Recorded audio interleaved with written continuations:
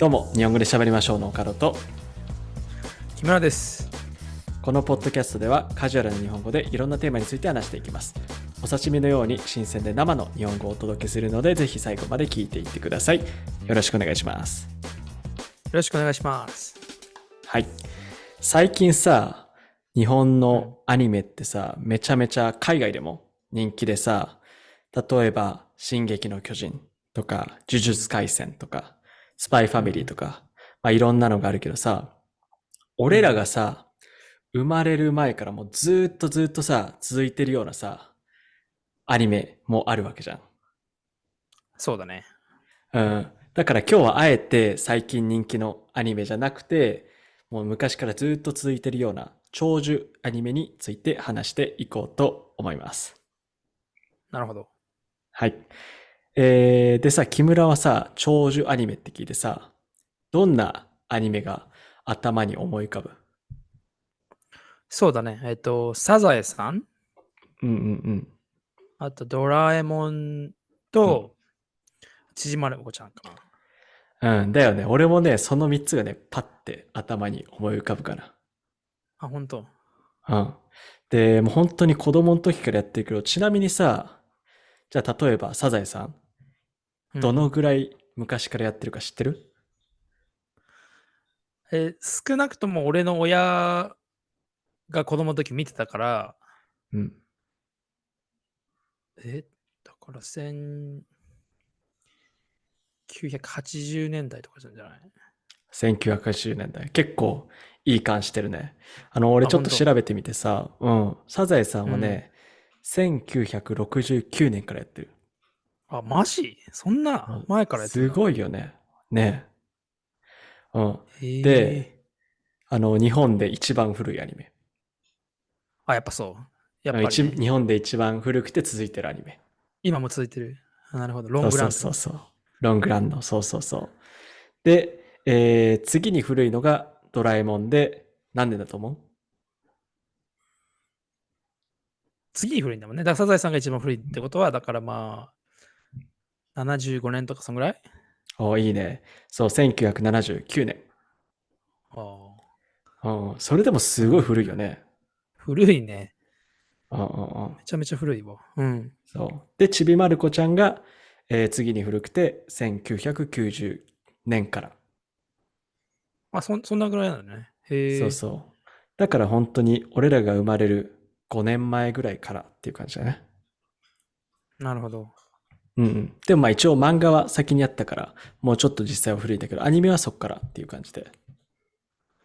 ああ、そうなんだ。漫画もさ、学校の図書館にあってさ、うんうん。すっごい古いのね。もうなんか、漫画がもう色あせちゃって、うんうすごいん黄色、茶色みたいになってるぐらい古いサザエさんとドラえもんの漫画は、うん。図書館で見たことある。学校の。そうだよね。もう本当にずっとやって多分今でもね、学校にあるんじゃないかってぐらい古いよね。うん。うんうん。じゃあ、サザエさん、ドラえもん、ちびまる子ちゃんみたいな長寿アうん。ニメさ、子供の時結構見てた？見てたね。なんか、あの、これ見なきゃっていうためって感じじゃないんだけど、うん。気づいたら見てたって感じ。うんうんうん。そうだそう。よね。うん。特にさ、サザエさんとさ、ちびまる子ちゃんはさ、日曜のさ、夕方6時ぐらいからやってるからさ、うなんかん。ね、ちょうどみんな家族が集まる時にさ、テレビつけたらやってるみたいな感じだよね。そうね。いつもなんかその時間は家いて、で、うん。なんかご飯の支度とかしてたりとか。だよね。俺も同じでさ。で、今は見るとか、大人になってからはさ、見る。今は、もう全然見てないけど、まだやっうん。てんだもんね、だって。そうそう、まだやってるやってる。そうだよね。うん。で、ドラえへもんなんかはえ。さ、結構映画がさ、頻繁に出るからさ、うんううん。ん。それで、俺は最近の映画は見てないけど、でも、まだ人気なんだなっていうのは感じるよね。でさ、もうさっきも言った通りさ、サザエさんは1969年からやってて、ドラえもんも1979年からやってて、すごくさ、長く続いてるけどさ、なんでうん。こんなに長く続くんだと思どうだろうね。なんか、もうおじいちゃんおばあちゃんも知ってるし、親もうん。見てたし、で、子うん。供も今見てるから、みんななんか、同じその共通話題として、うんう話せるん。うんうん。し、なんか、あの、なんだ、家族団らんみたいな大家族じゃん。今あんまりそういうの少ないかもしれないけど、そういう、うん。伝統的な日本の家族みたいのを、今もこうして見れるの、テレビをアニメを通じてこうやって見れるのって多分大事だと思うんだよね。だから、それが今も続いてる理由なんじゃないかなと思う。うんうん。そうだよね。本当に子供でも楽しめるし、大人でも楽しめるから、あんまりね、そういうアニメってなかなかないからね、貴重だよね。それこそ今、人気のアニメみたいなさ、うん。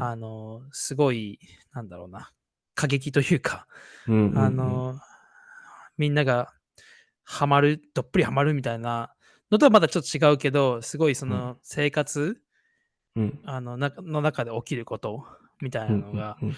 あの、ちょうどその表現されてるというか、それがいいと思う。うん。そうだね。アニメでフィクションなんだけど、ちょっと現実に近いっていうかね。そうそうそうそうそう。うんうん。それで言うとさ、長く続いている理由のもう一つとしてさ、日本のこの時代背景もちょっと映してるっていうかさ、そうだね。うん、例えば、新しいさ、スマホが出たりとかさ、新しいゲーうん。ムが出たりとかしたらさ、そのアニメの中でもさ、ちょっと関連したものが出てきたりしてさ、それうん。で、なんだろう、どの世代が見ても自然に楽しめるっていう感じだよね。